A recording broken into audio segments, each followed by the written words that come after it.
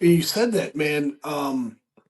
The one thing that always, as I've gotten older, is I've had to go to the funeral home way more last year than I have in many years, right? And when you said that, Lynn, about how these disasters and things like this pull us together, man, it would be neat if we could just figure out a way to pull together in good times, right? It's just like when I tell my friends, I go, we need to start seeing each other outside the funeral home, right? Because this is the only place I'm running into you guys. Let's make a plan to have dinner or do something. And we like, yeah, yeah, yeah. We got to do that. We'll text for a couple of days and then we put it off. And then here Yeah. we are, right? So We forget, life gets the better of us, and we forget. Like, I lived through 9/11, for instance, as yeah, an same. example, and the motto was never forget. Like, this is Yeah, a never, and we forget. Like, yeah. We you forgot talk to like my that. daughter, my daughters and her friends are early 20s, and they didn't go through this, so life gets ahead of you, and you forget what it really is to, unless there's a disaster. And it's a beautiful thing to see. But you're absolutely right. I mean, it's like your neighbors. How often do you talk to your neighbors? How friendly are you with Yeah, them? yeah. When shit Absolutely. when shit happens, you better be Yeah. friendly with your neighbors, because you're there for each other. Man, that's good. Folks, I appreciate y'all joining. You just walked into a couple guys shooting a breeze as of us recording this. The LA fires are going, and my guest today, Len May, is he's right there in the middle of it. So he was catching me up on all the things, good and a little bit of bad, just about just about where he's at in his proximity to all the action that's going on there, and some positives and some failures. But man, I tell you, I'm excited because we've tried this a couple times. Our schedules haven't been together, but I'm excited to learn more about what you do. Let me tell everyone else about you. Today we're joined by Len May, CEO and co-founder of EndoDNA, a pioneer in personalized medicine. Len's groundbreaking work in DNA-based health solutions is transforming wellness, but his journey hasn't been easy. From overcoming homelessness as a single dad to becoming a global thought leader, Len's story is one of resilience and innovation. I can't wait, man. Just in that in itself, and then I was reading a little more about your bio, and I had pulled it up for myself because I was going to razz you a little bit.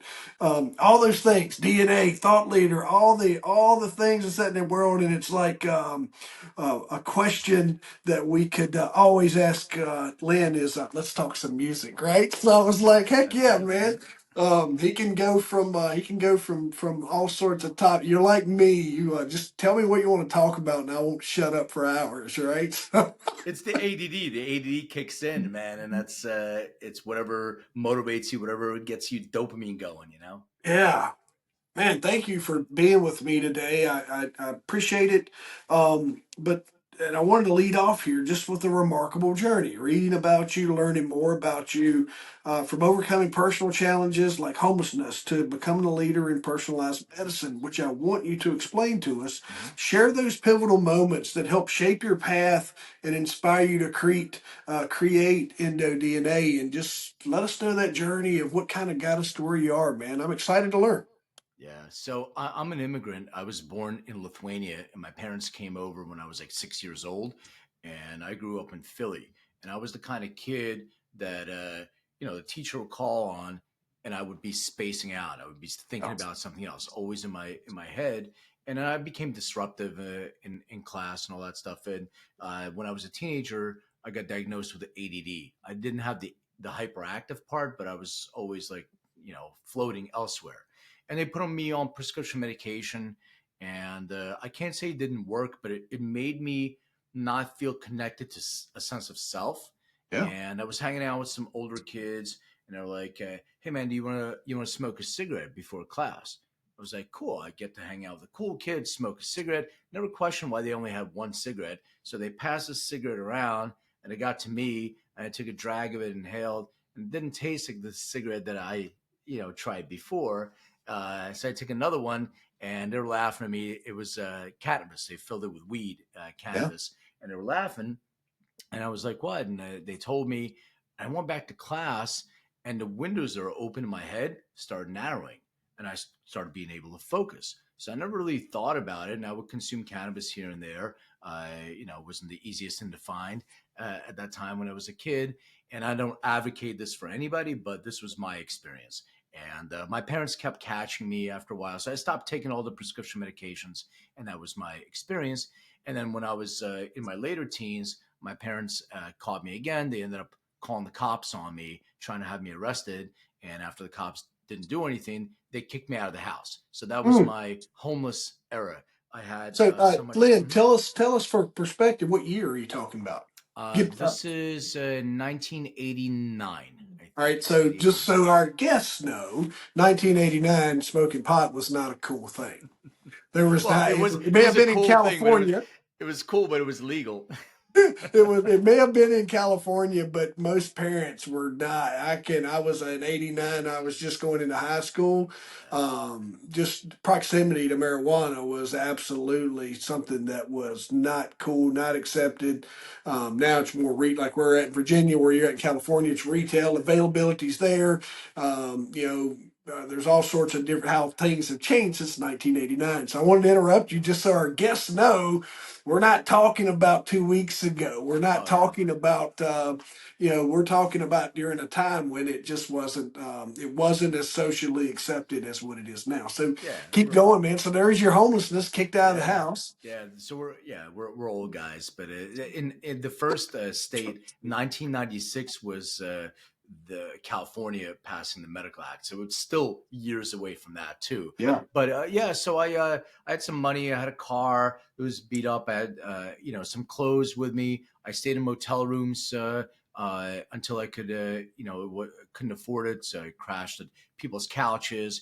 I wasn't living on the street, so I want to make it. I wasn't homeless like other people. I didn't have a tent, but I didn't have my own home, so I would crash with people. That couch surfing kind of place. And then my grandmother, who was alive back then, she let me crash on her couch, and then I was an avid music fan, so I would go to Tower Records. And for those of you kids, Tower Records used to be the greatest music store in the U.S. The record store, everything. It was just like my favorite place to go all the time.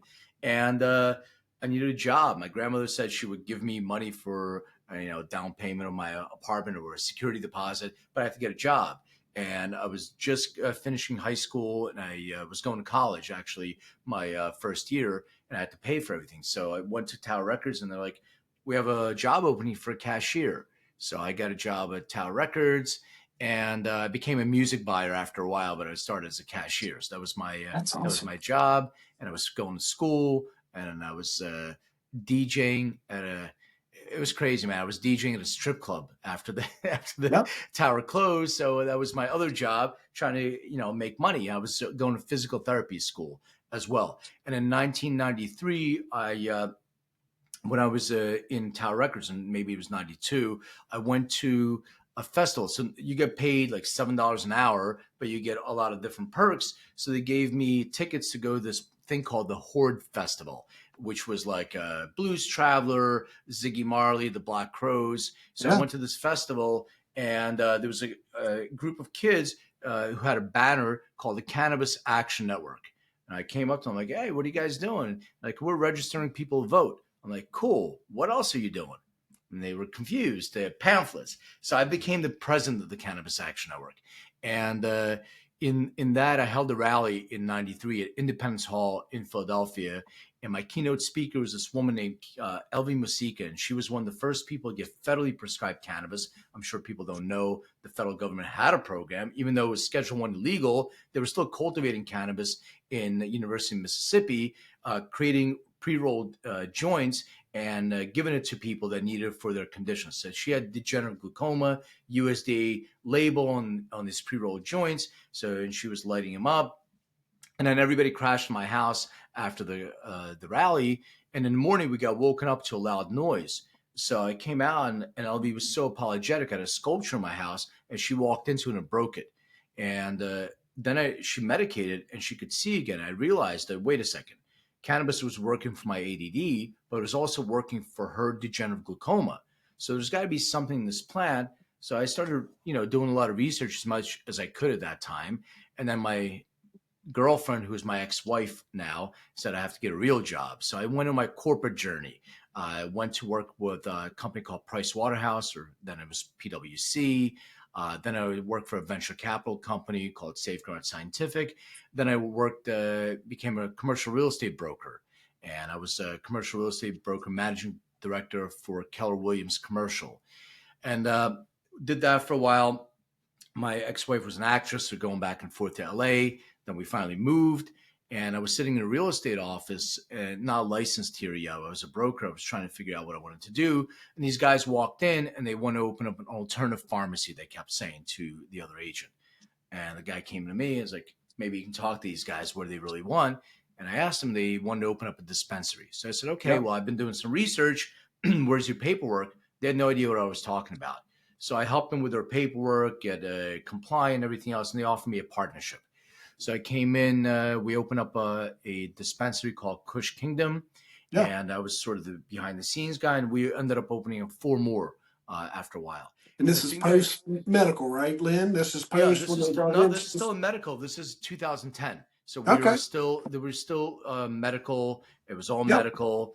And the thing that I kept seeing was two people consume the same chemical variety, but have a completely different experience. Yeah. So my ADD kind of kicked into hyper focus, and I found a video by a guy named Kevin McKernan, who was the first person, or one of the first people, genetically sequenced a plant. And I reached out to Kevin. Long story, a little bit longer. I said, "Hey, we got to do something together." So I came as a consultant, worked for a company called Medicinal Genomics, and my job was to travel the U.S. and get plant material from different cultivators, bring it back to my lab, extract the DNA, and sequence it. So we created the first genetic sequencing platform for the actual plant and put it on the blockchain so people have a chain of custody. It was called Canopedia with a K. And the parent company of Medicinal Genomics was called Cortigen Life Sciences. And they did what's called pharmacogenomics. So PGX is a study of how drugs affect individuals' bodies based on your genetics and all those other things and drug interactions. So I really got into the human side of things and had an idea. So we have plant genetics here, we have human genetics here. Let's bring those two together to help people have a more personalized experience so they can avoid a possible adverse event, so they can know how to dose specifically based on metabolic function. They can look at the drug interactions and really focus on having that kind of experience. And they didn't really have interest in that. So that's what led me to launching EndoDNA in December of 2017. Man, that's a lot. You collapsed a lot of time there, dude. Right? I mean, there's a lot of life that took place between 89, 93, and then was your proximity living in California, did this help this all incubate a little better than if you'd have been in a Bible Belt state, you think? Or Yeah, for sure. I mean, Pennsylvania, it took a long time for it to sort of come to fruition. But the idea is like, I've always believed the medical properties of the plant, and I believe in personalization. I yeah, never understood why I go to a doctor and the doctor tells me, take two of these and call me in the morning. yeah, Well, I said, well, why am I taking two? Why isn't Jeff taking two and I'm taking one, or vice yeah. versa? I never understood that. I never understood this model of cookie cutter healthcare, and it's not even healthcare; it's sick care. So, my entry was with the plant and the endocannabinoid system, but it's all the way across the board. I mean, we do all kinds of genetic testing and analysis now, and making those interactive treatment plans for doctors so they can get more specific. And that's what I feel the future of medicine is. If you look at somebody's genetic profile, you can kind of see that this is your own life's GPS. So, Yep. yeah, can I drive from LA to Philly? Of course, without a GPS, maybe old maps, whatever. Maybe I'll hit some potholes, I'll hit traffic jams, I may get lost. Can I get there better with a GPS? Of course. Well, that's the same thing in life. If I know where my own life potholes are on the road, I'll be able to avoid those experiences. And that's the idea of using genetics and epigenetics to guide your, process. You said, and I see that. So I own a gym, or own a gym, and some of the DNA plans came out, some of the meal plan, or some of the things where you could do a little blood work, or spit test or what have you, and then they would give you kind of a profile of what matches your DNA. Sounds like some similar type stuff, but that's I'm 100% with you on the medical part of it. Of we a lot of times we're treating the symptom and not the underlying issue. Right? I think you're leaning into that and not the person. I take my yeah, I do a blood panel every 6 months, just because as I've gotten older, and then I really try to keep in check with my testosterone just to make sure everything's. I work out every day, just making sure that everything's humming like it's supposed to. But I've taken those results, folks. I'm not a doctor. If you do this, you're doing it on your own type thing. But I've taken those results, put them into Chat GPT or AI, and just said, "Hey, tell me about this." And then compared it to my doctor's responses, like very, very point on. So sometimes we just need the data as well. But it also leans you into your like what you're talking there with health and wellness being so personal, and that's your core philosophy. Um, Tell us about your work with the DNA based health solutions and how that helped bring your concept to life, and then how can people benefit from this personalized approach? I think we're kind Yes. of there, right? So, but unpack that so it makes us all kind of have an understanding there. Well, as I said, we started with the endocannabinoid system test. So, and the reason for that was because, as people were having these health conditions, they were consuming cannabis for them, and some people were having adverse events. And I was trying to figure out a way, like, so when we met with the FDA, they said, "What is the purpose of your test?" And I said, to help people either mitigate or avoid a possible adverse event. So that's what we always start with. We always start to see what we can do in the form of safety. So we have a personalized experience for people. And when we started doing this for individuals, we could kind of, as you said, Jeff, it's a saliva swab. We're HIPAA compliant. You swab the inside of your cheek, you register, you send a sample to our lab. It'll take a few weeks. You'll get your results back. You log into your portal. What will it tell you? Well, it'll show you all the different markers related to the uses of why you would use cannabis or phytocannabinoids as well, and how it relates to your own endocannabinoid system, which I can go into if you would like. But the idea is that if you have markers for like anxiety or stress reactivity, Yeah. if you're consuming something that can actually exacerbate that, what we want to do is mitigate that. And how do we do that? Well, we have a predisposition. Now we have a, a ratio of cannabinoids and terpenes that may be more aligned with you. And they're all based on scientific research because we use AI to get all the peer-reviewed studies, citations, like in PubMed, et cetera, for that specific condition. So everything has to have a peer-reviewed reference associated with that. The second thing that we would do is look at your drug-to-drug interactions. So if you're taking prescription medications, then we're looking at dosing based on your metabolic function. And then we look at the certificate of analysis, so the test results of the product, and we try to show you how closely the product matches your suggested ratio. And to bookend the experience is a feedback loop. So now that you receive the product, how well is that product working for you? And then the AI learns from there. So that's the endocannabinoid system test. And then what we started doing is reaching out to healthcare professionals as they're making recommendations for cannabis. Now they can help their patients hone in a little bit more on what's right for them. So now doctors started reaching out to us, and we have patents. We have like 11 different patents. We have a patent on the use of DNA to make recommendations associated with the endocannabinoid system. We have an AI patent. We have formulation patents, etc. And then doctors started reaching out to us, and they said, "Hey, I had a Dr. Jennifer Berman, who's one of the top female sexual health doctors in the country, and she's saying to me, we have a lot of women who are younger in their late 20s are coming with perimenopause symptoms. So starting menopause." And I was like, "Really?" I was like, "Yeah, well, maybe that has to do with the hormones and all that other stuff that are in people's foods, which we can get Yeah. into as well." And she said, "Is there a way that we can use DNA to help women prevent or mitigate an adverse effect when it comes to menopause? So meaning that if they have a predisposition to hot flash severity, can we know this up front and maybe get ahead of it?"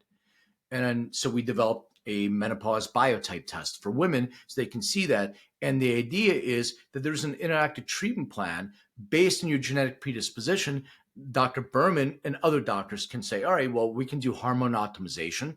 We can Yeah. do personalized supplementation. We can do other things, and we can get ahead of that so it minimizes the expression. So if people are prone to those conditions, that's what we do. So we have that. We have a nutrigenomic test, as you were saying, so personalized nutrients and supplements. And the I think the biggest differentiator between us and other companies that do that is that feedback loop. So now there's an action plan. Here's your interactive treatment plan. How well is it working for you? And the AI learns how to make those predictive inferences. So it's that, it's skin, it's mental health. We even have a canine test that looks at predispositions for dogs that have weight gain issues. Yeah. So that's really, and we're in the middle of 10 clinical trials, so we're not just doing observational stuff for feedback. We're also doing research, and we're published on PubMed. And the idea is we want to empower healthcare professionals to use genetics and epigenetics to make those personalized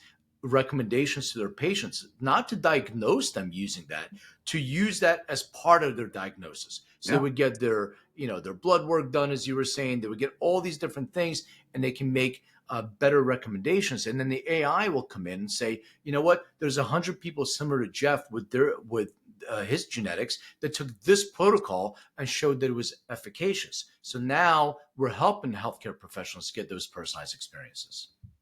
Man, that's I turned 50 this year, and I've been privileged, like yourself. We're probably pretty close in age to where we watched the internet come to life, and we watched cell phone technology take off, and then we watched social media kind of come in, the advent of all those and how we use those. And when I teach some AI to small business owners, and just one of the things is reluctance to embrace, right? And I always say, you guys will probably remember that the internet was just going to be a fad, and look at how we use that today. And the same thing with AI. The stuff that you're talking about here is like exactly the way my technology brain works. Is being a 50-year-old guy, it frustrates me that it's taking us this long to have this conversation about dialing in just simple medical stuff, right? You go get your blood work out, your ADL and this and that, you're low here, and here's a pill for that or whatever. But this is exactly, I think, is some really freaking cool stuff, man. Um, just in how you're dialing in, but go back. You said, hey, we can unpack it, but take us down that food route a little bit of how you were going to kind of unpack that to how it all kind of intertwines to how we're feeling now and how that all kind of meshes into what your mission is. Yeah. I mean, look, I'm 52. I'll be 53, and one of the things that I look at is also my biological age. Yeah. So I'm 52. I'm biologically 47. My goal is to reduce that to 40. Well, how do I do that? What do I do? Well, one of the things that people need to understand is your genetics are only a small part of what actually happens in your body. People blame their genes for a lot of different things. So Yeah. if you think about genetics as you get 50% from mother, 50% from her father, and think of it as sort of a whole bunch of on-off switches, like like power switches or whatever. And think about maybe 20% of them being on. So when you're born, your predisposition, your hair color, your eye color, your skin color, all these different things. But the rest of them are dependent on our own lifestyle choices. Some of those lifestyle choices include the food that we put in our bodies. It's one of the biggest reasons why we turn on the epigenetic expression. So that's when you actually take action to turn that switch on. So that's one thing, the food that you put in your body, the nutrients that you put in. The second thing is our exposure to other things, chemicals, pesticides, all these different things. They also affect your epigenetic expression, and also our own neurochemistry. So if we're prone to stress, a lot of cortisol pumps in your bloodstream, and that's also can depend and affect your epigenetic expression. So I'll give you my personalized experience, my personal experience.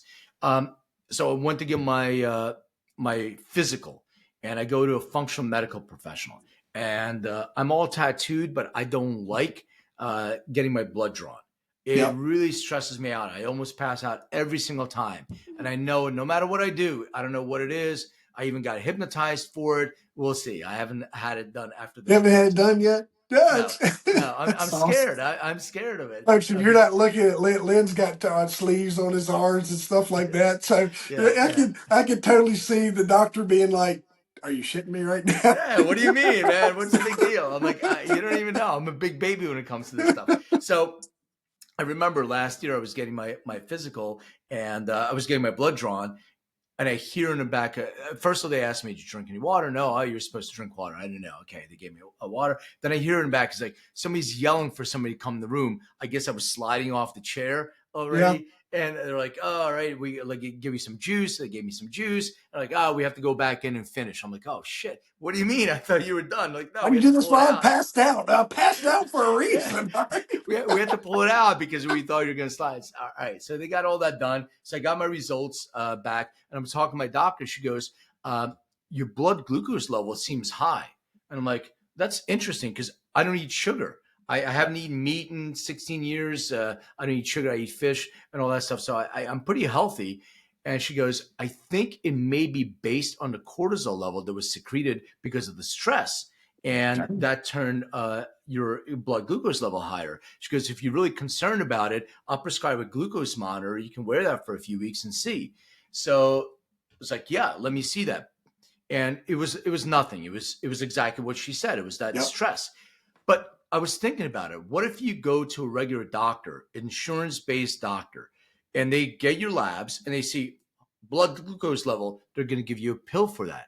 I Yep. didn't need a pill. It was just because of situation. So the idea of this system of insurance, the system of that we're built in this, sick care system, it's very difficult to do precision healthcare when you're stuck in a system that says to you, well, insurance is not going to cover that. So Yeah. you have this dichotomy of, the people that can afford functional medical Yep. concierge medicine and the people that have their HMO insurance and they're going through and like, yeah, we're gonna check your heartbeat, we're gonna hit your knee with a mallet, and I'm gonna give you the same prescription I give to everybody else because I only have 15 minutes with you because that way I'm gonna get $75 for your visit from the insurance company, and that's it. And it really is not a way to personalize healthcare or to reduce the burden on healthcare. Because as we get older, people talk about longevity. Well, your last, 15 years of your life, you're pretty miserable and sick. My Yep. parents retired. They're,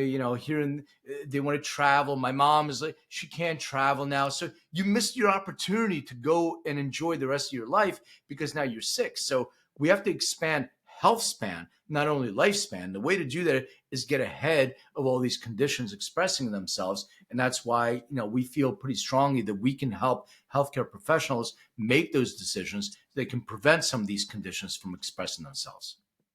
What am I experiencing for our guest? What is there a particular, if you are experiencing bum, like, so that sounds very speed real or whatever, but who are we speaking to here? Who would you like to say, hey man, if you're here, let's make sure we help folks find some clarity there. Because somewhere right now, someone's like, yeah, they're talking about pot, they're talking about all this stuff. This is not for me. There's no medical here.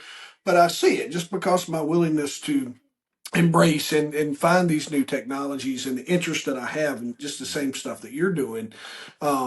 As I've gotten older, and I'm like, why don't we have more of this type testing and stuff? So, who are you looking for, Lynn? What would you, who do you want to find their way inside of your programs? Yeah, my customer is a healthcare professional. So Yeah. what we do three things. Number one, our DNA testing is created for healthcare professionals. So we call it lab in a box. So Dr. Smith wants to. We're going to get Dr. Smith in the DNA testing analysis business. So we're going to give you your own white label kits, and hopefully your patients that come to you are going to ask you for that. You're going to say, hey, let me get a something more personalized for my experience with my healthcare professional. So Dr. Smith is going to get their DNA test. They're going to use that for their patients. They're going to log into their portal, get their results. They're going to look at their blood work as well and make a much more personalized recommendation for a treatment protocol for their patients. All that data goes in the cloud. It's de-identified. We're HIPAA compliant, and we take that data and we make better predictive inferences using AI for the next patient that comes through. So our customer is the healthcare professional. The Got it. second thing that we do is interpretation services. So it means if you've already taken a DNA test, 23andMe, Ancestry.com, etc., you can upload that. We'll interpret that and provide you a report that same day, so you don't have to swab. For a healthcare professional, where that makes sense. So let's say that Dr. Berman is doing the menopause biotype test to show their patient about, their menopause, and she gives them a protocol, but she also wants to say, you know what, maybe I can look at their nutrigenomics. So what nutrients and supplements can they take that's more personalized to them? Instead of going to swab again, I can click a button and have the software give me the nutrigenomic test as Yeah. well. And the third part of that is the interactive treatment plan. The treatment plan is built with initially it's built with an LLM model that we had doctors train, but now AI starts learning. So it says, like I said previously, there's 100 people that have a similar genotype to you that have taken this specific protocol and shown that it worked, that it was efficacious for them, and that's where it bookends that experience. So that's exactly what we do for healthcare professionals. We do have consumers who use our platform as well, and it's not about pot, as you said, or cannabis. Yeah. It's There you about go. the endocannabinoid system. And There I you go. think I think people get, they get really weirded out. In, our generation, your brain on drugs and Nancy Reagan Yep. and all that other stuff, and we get weirded out by, it's a Schedule 1 substance, yes, but forget the actual drug. Think about your own system, because you have this amazing endocannabinoid system. And when people say, well, I don't even know what that is, I talk to doctors about that. I speak all over the world, and it's a primary regulatory system. We have to know how it works. I just went to a longevity event in Vegas, and there was only one single person that mentioned the endocannabinoid system. It was Yeah. only discovered in 1992, and it's a very interesting system because it gets signals from the other systems in our bodies and sends that signal up the central nervous system, like salmon swimming upstream, and makes a decision which neurochemicals to release to get us back into homeostasis and balance. And the two that it uses are anandamide, which is in Sanskrit, the word ananda means bliss. So this is our bliss molecule that's released when you're at the gym, you get a runner's high or anything like that. That's anandamide that's being released into our bloodstream. And the second one is called 2AG. So the issue is when we are deficient in our own endogenous endocannabinoids, when we produce ourselves, we're able to get that from the plant. And when we consume the plant in its decarboxylated way, which means we heated it, it drops the acid molecule, because when you get the cannabis plant and you get THC, it's actually THCA, delta 9 tetrahydrocannabinol, with an acid molecule. You heat it, it drops off the acid molecule, it binds to your CB1 receptors, which are located in your brain and your central nervous system for the most part, and releases more anandamide. And when you consume CBD, it has an affinity for the CB2 receptors, which are located in your immune and digestive system, and releases more 2AG. So an example of how this shows up in an individual Yeah. is, let's say, Jeff, that you're walking across the street and a car pulls out of nowhere, almost hits you. So you know that you're going to have that fight or flight experience. You have a bunch of neurochemicals that are pumped into your bloodstream. You have some dopamine, you have some adrenaline, you have some norepinephrine, you have some cortisol. Now, when your brain realizes there's no lion chasing the jungle, there's two things that happen. There's a reuptake of those neurochemicals, and then your brain secretes new neurochemicals to get you back to homeostasis, balance. One of them, or two of them, are anandamide and 2AG. So if you have a genetic predisposition to a gene called FA, so FA stands for fatty acid amide hydrolase. That gene produces an enzyme that metabolizes anandamide. If you're a rapid metabolizer of that, you're not producing enough of your own anandamide. That cortisol level stays longer in your bloodstream. So if that happens, there's a couple of things that can occur. Number one, it can lower your pH level, make you more acidic. Number two, it can create an overactive immune response, like a cytokine. And now what you'll feel is inflammation. in your knees and your elbows, anything, any joints, neck, back. So okay, you can go to a doctor and you say, my elbow's been hurting me. Like, what are you doing? Are you playing tennis? Nah, nothing like that. You know what? We got a shot for you. Yep. I'm gonna give you a shot so you can stop feeling the pain. Well, maybe that wasn't the root cause. Maybe that was the stress, the cortisol that's in your bloodstream that your immune system is actually overreacting to. So this is where this preventative healthcare comes in. If you understand that you may have a deficiency in your endocannabinoid system and you can subsidize with the right cannabinoid and terpene profile, it'll help more of that anandamide to be released, and it'll lower the cortisol level and get you back to that balance. So that's one of the things that's really important, and the use of that is really important for precision health and wellness. Yeah. An example I think I have in my head right now, and I'll see if you could help me with this one.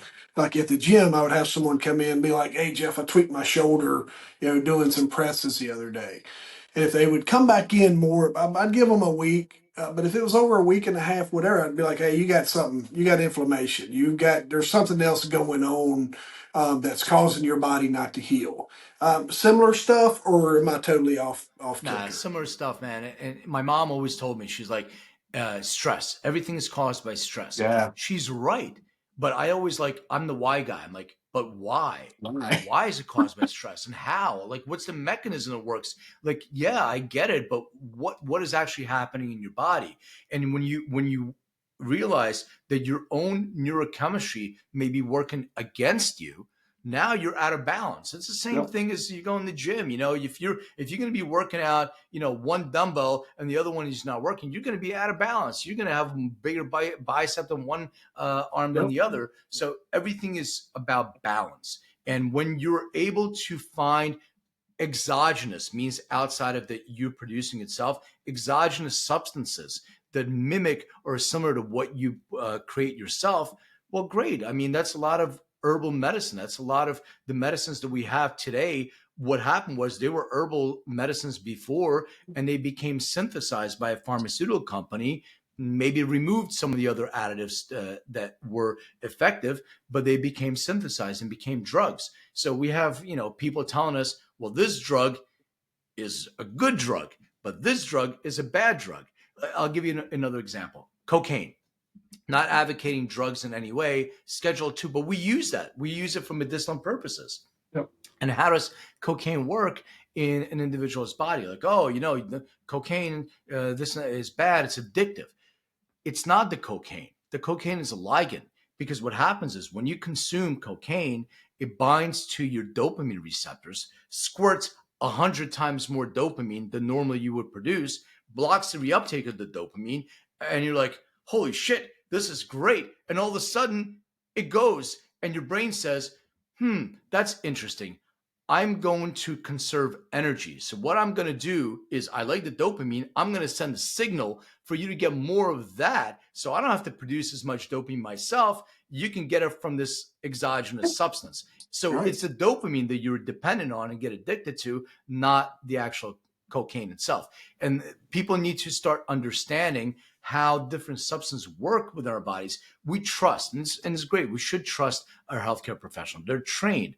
But wouldn't it be more effective if we can collaborate with our healthcare professional? We learned a lot over COVID, maybe to ask some questions. And this conversation we're having now through the computer, Yeah. Yeah. Yeah.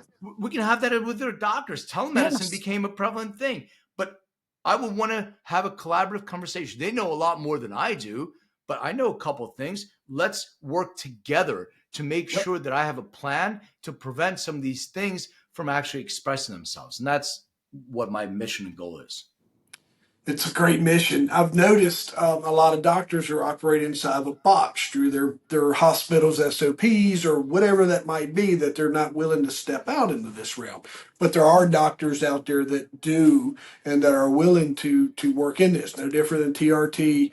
Some of your hormone replacement therapies are specialty doctors that focus on that. A lot of time your primary care, your PCP doesn't do this because of that's not what they're like where I'm from, we have a pretty large um, um, medical care facility that most all the doctors work for. Now you're starting to see more doctors splinter off into these specialty services that can just do beyond what they, because they don't want to be in that box and they want to come over and try these new things.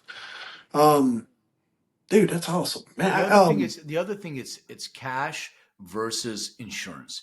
And I Yeah, think this is something we all need to start looking at is how is the insurance companies, they're not incentivized for preventative yep, healthcare. Pharmaceutical companies aren't incentivized. They're more incentivized. Look, I'm not going to mention a name of this company, but people can figure it out. There's a large tobacco company. They are a large producer of cigarettes. They also are a large producer of vape technology. yep, They also have a lobbying company that talks about how vaping is safer and better than cigarette smoking. They also own a pharmaceutical company that makes drugs that are related to conditions that are caused by smoking. So you think about it like, yeah, it's okay, they can hurt you, they can actually give you the drugs for that, but in nowhere in their concept of medicine is, well, we're going to cure anything. yeah, And I was privileged to be a fly on the wall during a meeting of a large payer systems. So a lot of the blue shields and all the other stuff. So they were talking, and we could ask questions afterwards. And the biggest issue they were talking about is the epidemic of diabetes. They were yep, saying this is the biggest epidemic in the US right now. And their goal, everything was to try to reduce the price of insulin. That's all they talked about. How can we make insulin affordable where it's 30 cents a day? And I was just like, I would have been ripping my hair out if I had yeah. any, but if you can't see, I don't have any hair. But I was just like, waiting my chance. I said, have any of you even discussed preventative Yeah, programs to prevent, let's GLP-1 agonists, or Ozempic is huge now. Like, we're making money off this stuff. Great. Okay, maybe it works for people and it's wonderful. But wouldn't it be great to know that you're genetically predisposed to all these things, and maybe change your lifestyle so you yeah. prevent some of these things from expressing themselves? So that's kind of the direction we're No, at. you're spot on, and we go through these phases to where we're glorifying, obesity and overweight, and we want I want people to feel good in their own bodies, and I think, but I also know that there's repercussions for for those things. We're just not made to do that, but they try to solve that problem through more medicine, more pharmaceuticals, the insurance companies subsidizing. As a fitness owner, insurance, most of your insurances don't pay for gym memberships, Lynn, Yeah, exactly. right? As preventive, one thing that we could do is, as a fitness person, is hey, everybody, you get an X number of dollar amount toward a monthly fitness. Most don't do that, man. There's nothing like being in charge of your own health and wellness Oh by gosh, putting the good things in your body, exercising on a daily basis.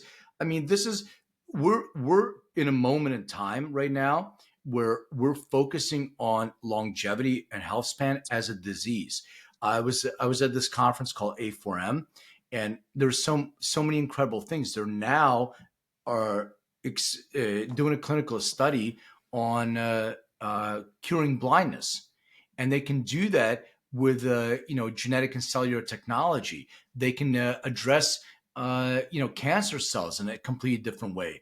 There's so much unbelievable technology for looking at addressing our health span, making us live longer, happier lives. But none of that stuff is covered by insurance. And by you learning something, like you have a gym, and when I go to the gym in January, the parking lot's packed. You yep, February, it's still a little packed. By the time March rolls around, plenty of parking left in April.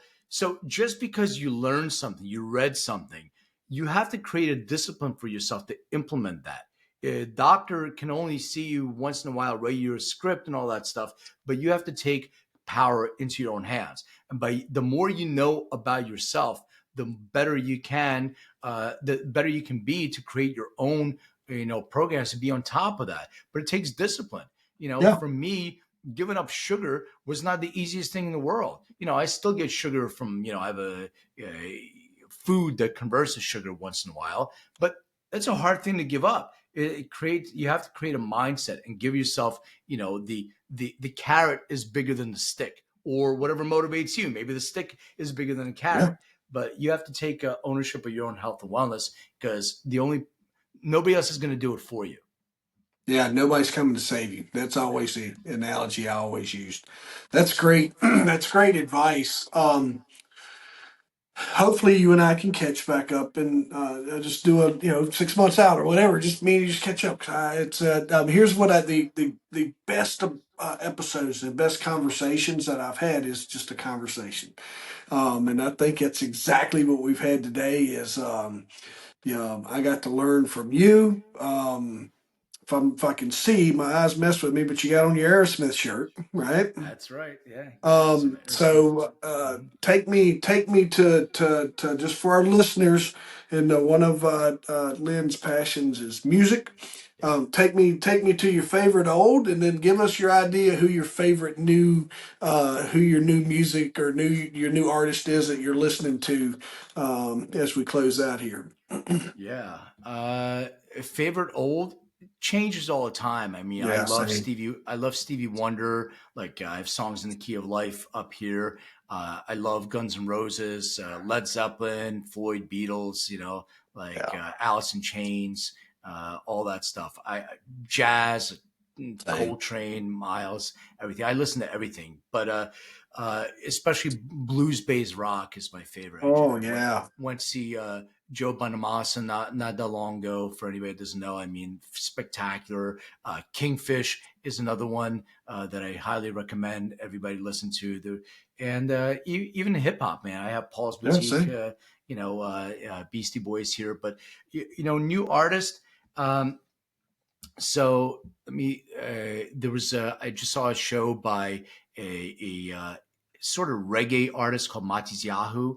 Mm, Phenomenal. I saw a band called um, uh, Royal Blood. They're great too. And let me see really quick. I'm gonna shit, look at my Spotify and cheat for a second, because there were so many that I was watching and listening to not that long ago. So yeah, I said Royal Blood, Matiz Yahoo. There's a band called uh, Radio Moscow. I think they're yeah, fantastic blues based band. Uh, Also, see Dead Weather, which is Jack White's side project band. I don't know if any of these are brand new, um, but yeah, mm, I think that's pretty much it that I can think of. I mean, those are good. yeah, I tell you, if you go down, if you go to Spotify, if you're on Amazon Music, I do this on yeah. Amazon Music. Alabama Shakes. Have you ever Oh heard of yeah, him? Yep. oh yeah. So No, if you'll do Alabama Shakes radio, yeah, it'll give you all of that older, not older, but some of your newer, and then missing some of your older, like R. Burnside, yeah, Charles yeah. Bradley. You'll find a lot of those old blues guys, but you'll find that Florida, Mississippi, Alabama sound to where it's just it's hard to walk Yeah, away from. It's good to work to. I went to see Brittany Howard not that long ago from Alabama Shakes, Yeah. and she played with a guy named Michael Kawanuka. Ah. Fa- Fantastic. So that's another one that just came I'll to. I'll check her. I didn't realize she was touring independently because she's I saw where they were kind of paused all their Yeah. stuff. Oh, That's one really more. cool. The Great Boy All Stars. That's another one that I saw. Great Also Williams funk, stories. funk, blues based. Fantastic. I like I'll go back to the James Brown. The other one, if you're looking for, if you're just looking for that night with the spouse or girlfriend or whatever, Teskey Brothers out of Australia. Yes. Teskey Brother Radio will take you down. They have some really good stuff, and then they'll bring out some really good stuff that you normally just are not going to hear on the radio. And I've discovered a lot of music just kind of following both of those Oh, too. So one more just came to me. A band called High Fade. I They're think. from Scotland. They are a funk band. Incredible. No, I it's think they're gonna be, yeah, they're gonna be great. I'm going to check those out when we get done. How do you want folks to connect with you? I'm going to put your website for the EndoDNA. I'll backlink it. I know a guy that may have purchased your. I have an Ancestry DNA, so I purchased your kit to match that up. So I will report on my results after I get those back as well. So. Cool, man. I'll be Um, happy to go over your results with you. So yeah, I'm on all social. It's Len May, LenMay. I think on Instagram, I'm Len May DNA. Uh, um, LinkedIn, Len May. I also do. If you follow me on social, I do a record of the day. I kind of ah, chilled for a few days because of the fires in LA. I didn't want to kind of jump in, but you can. I grab. I have a pretty significant vinyl collection. So at lunch, I'll grab a record, put it on, and share that with people. So yeah, it's Len May DNA, and I have a podcast called Everything Is Personal, where I interview some interesting people. I just had the one of the guitar players from Velvet Revolver ah, on as well, and then I have a book called Making Cannabis Personal. You can get that on Amazon wherever you get too books. cool, So man. yeah, that's it. Dude, I appreciate you spending some time with me and let me know more about you, and I can't wait to try out your product. I just felt like it's right in the line of things that I'm interested in as far as my own personal care and what have you. So, dude, thank you. Appreciate you being here, and I can't wait to see our next connections and see where this takes us. Appreciate you as well. Thank you.